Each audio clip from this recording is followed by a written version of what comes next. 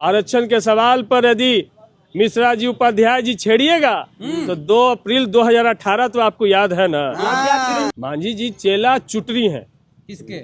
मोदी जी के। इतना बड़का कलावा बांध के घूमते हैं, हनुमान अपने आप को कहते हैं और चेला अपने आप को कहते हैं। ये चेला चुटरी और हनुमान बनने से काम नहीं चलेगा। वो तो चुटिया उखाड़ दिया, अब हम बहुजनों को हमको एकजुट होकर के उनका भी उखाड़ना होगा।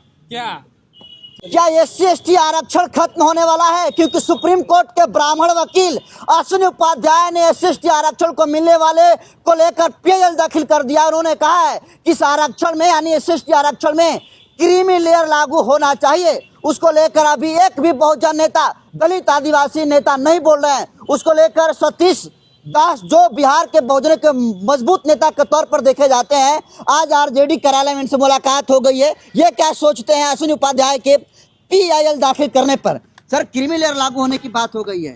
इधर देखिए, क्रीमी लेयर, क्रीम किसने खाया? क्रीम तो उपाध्याय ने खाया और लेयर लगा रहे हैं SC ST OBC पर। तो क्रीमी लेयर अगर लागू करना है तो ईमानदारी से जो EWS जो किए उसमें लागू करें। ये दलितों और पिछड़ों के पीछे ये उपाध्याय क्यों पड़ा हुआ है? क्योंकि उनको पेट में दर्द है कि SC ST OBC के लोग नौकरी में उनके बराबर में कैसे बचते हैं, कैसे किसी कोर्ट में जज बन करके उनके सामने ऑर्डर करने का करते हैं। तो ये उनके पेट में दर्द है और ये धार्मिक रूप से SC ST OBC को जो नीच समझने की जो प्रवृत्ति है उसकी ओर इशारा करता है। और जो लोग सरकार में हैं या सड़क पे हैं, सब लोग एकजुट होना चाहिए और SC ST OBC को आबादी के अनुरूप आरक्षण की बात होनी चाहिए। ये कोई क्रीमी लेयर नहीं। असल बात है कि यदि SC OBC की आबादी 60% है तो उसको आरक्षण 27% क्यों मिलना चाहिए? उसको आरक्षण 60% मिलना चाहिए। असल लड़ाई है।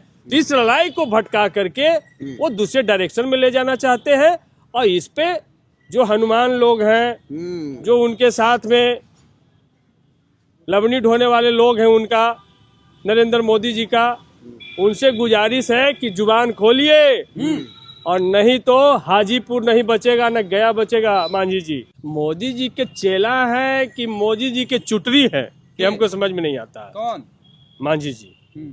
मांझी जी चेला चुटरी हैं किसके? मोदी जी के। इसीलिए इस तरीके का बात बोलते हैं। उनके लिए जब जीव का ऐलान हुआ था तो जुबान से एक हलक नहीं बीजेपी वाले निकाल रहे थे। यही सतीश दास सदन में खड़ा होकर के उनकी लड़ाई लड़ा था। ये चेला चुटरी और हनुमान बनने से काम नहीं चलेगा। बहुजन समाज के लोग और खास करके अनुसूचित जाति के लोग आरक्षण के सवाल पर यदि मिश्रा जी उपाध्याय जी छेड़िएगा तो 2 अप्रैल 2018 तो आपको याद है ना। तो क्या कीजिएगा? 2 अप्रैल 2018 याद है कि नहीं? आरक्षण में भी और ये नौकरी पढ़ाई में भी। तो क्रीमी लेयर यदि लगता है तो जो क्रीम जो होंगे उनके साथ क्या ये सरकार ये व्यवस्था करेगी कि उनको अब समान मान लिया जाएगा, उनका शादी विवाह और जात अलग हो जाएगा? सीधे मांग करिए हमारा आरक्षण खत्म कर दे, शादी ब्याह। इसलिए हम तो चाहते हैं कि जो बाबा साहब चाहते थे कि आरक्षण खत्म हो और जिसकी जितना संख्या भारी उसकी इतनी हिस्सेदारी इस देश में तय हो जाए और एक देश एक शिक्षा प्रणाली इस देश में लागू कर दो। जब बाबा साहब बरामदे में बैठ के दुनिया के सबसे बड़े विद्वान हो सकते हैं तो हमारे बच्चे भी तुम्हारे बगल में बैठ के तुमसे कोसों दूर आगे चले जाएंगे। का कहना है कि मनुस्मृति ज्यादा अच्छा था संविधान से। तो भाई अब तो हिंदू प्रधानमंत्री हैं, वो तो डमरू भी बजा रहे हैं, तो अब देर किस बात की कर रहे हैं? संविधान को हटा करके मनुस्मृति इस देश में लागू करें, भारत को हिंदू राष्ट्र घोषित करें। दलित पिछड़े और उसमें भाई आप तो देख ही रहे हैं कि भाई यादव जी का कहाँ स्थान रहेगा, कुशवाहा जी का कहाँ स्थान रहेगा, ये तो देख ही रहे हैं। पिछड़ा दलित क्या करेगा? आदिवासी उनकी सेवा करेगा। मनुस्मृति तो यही कहता है कि उनकी सेवा करेगा, उनके घर के बच्चों का लालन पालन करेगा, उनके जानवरों की सेवा करेगा। आप लोग का क्या, आपका क्या होगा? हमारा क्या होगा? मनुस्मृति में जो वर्णित है वही होगा। एक सवाल है सर, ये तो बाबा साहब ने मुश्किल से यहाँ तक पहुँचाया और ये ऐसे हनुमान बंदर चुटरी लोग इसको वही मनुस्मृति में पहुँचा देना चाहते हैं। सवाल है यहाँ पर कि क्रीमी लेयर लगने के बाद दलित जो रहेंगे 8 लाख से ज्यादा कमाएंगे, वो अछूत नहीं रह जाएंगे क्या? ये तो सवाल है। जब जीतनराम मांझी मुख्यमंत्री बनने के बाद मंदिर मधुबनी का धोया गया, जब तत्कालीन राष्ट्रपति रामनाथ कोविंद जी जब जगन्नाथपुरी के गर्भगृह में नहीं जा सकते हैं, तो भाई क्रीमी लेयर महामहिम राष्ट्रपति को भी नहीं महामहिम राष्ट्रपति को संसद के उद्घाटन में या अयोध्या में नहीं बुलाया गया। तो ये बताइए कि भाई ये जो डिस्क्रिमिनेशन है ये किस लेवल तक है? जब हरियाणा में एक डिस्क्रिमिनेशन एक IAS IPS के साथ में हो सकता है, उनको प्रताड़ना के बाद करना पड़ सकता है, संस्थागत हत्या उनकी कर दी जाती है। तो ये बहाना ये नहीं, ये देखना चाहते कि बाबा साहब ने जो 75 साल में बाबा साहब के संविधान ने जो चमत्कार किया है, जो SC ST OBC के लोग आज चल रहे हैं कलम खोज करके, वो तो सोचते थे कि हाड़ी टांग के चले, जो चल रहे हैं बेल्ट पहन करके, वो तो चलते थे कि भाई मटका बांध के चले, झाड़ू बांध के चले। उपाध्याय की नजर निगाहें SC ST पर क्यों है? क्योंकि उनको चुनौती देने वाले बौद्धिक रूप से SC ST के लोग ही हैं, और उपाध्याय को सबसे ज्यादा चुनौती, पूरे जितने भी उपाध्याय लोग हैं ब्राह्मणों को सबसे बड़ा चुनौती इस भारत में किसी ने दिया है तो तथागत गौतम बुद्ध ने, और दूसरा महामानव बाबा साहब भीमराव अम्बेडकर ने देने का काम किया है। इस वजह से वो SC पर सबसे ज्यादा हमला करते हैं, क्योंकि उनको मालूम है कि SC वर्ग ही ऐसा है कि 2 अप्रैल 2018 देश में बना सकता है। नेताओं की चुप्पी पर क्या कहेंगे? नेताओं की चुप्पी ये साफ साफ बता रहा है कि वो राजनीतिक रूप से गुलाम है।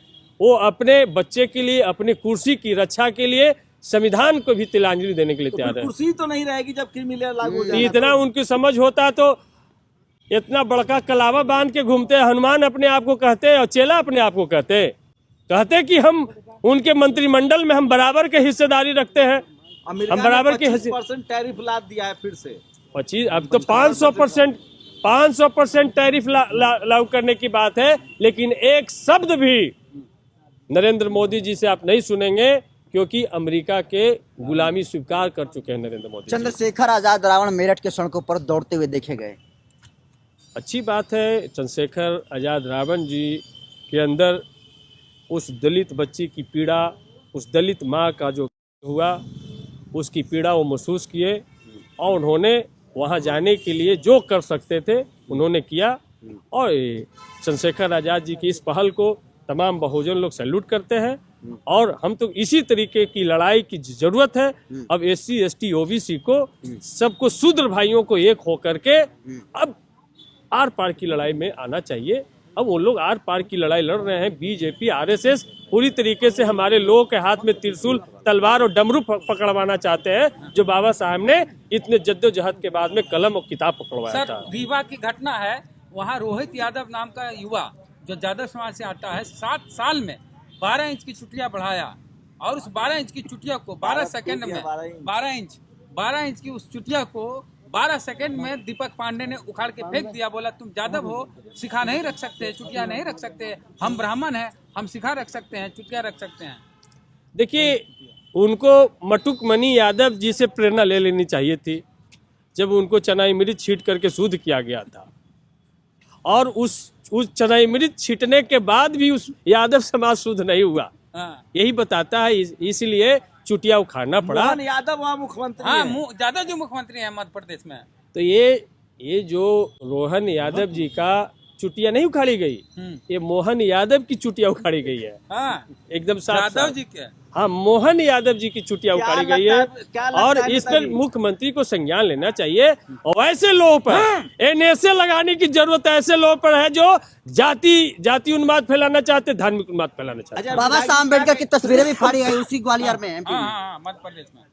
इसीलिए तो बैठाया गया मोहन यादव जी को। विधायक जी कुर्मी कथावाचिका को मध्य प्रदेश में अपमानित किया गया उसी रीवा में। साहू समाज की बेटी कथावाचिका थी, छत्तीसगढ़ में कहा गया मुजरा करो।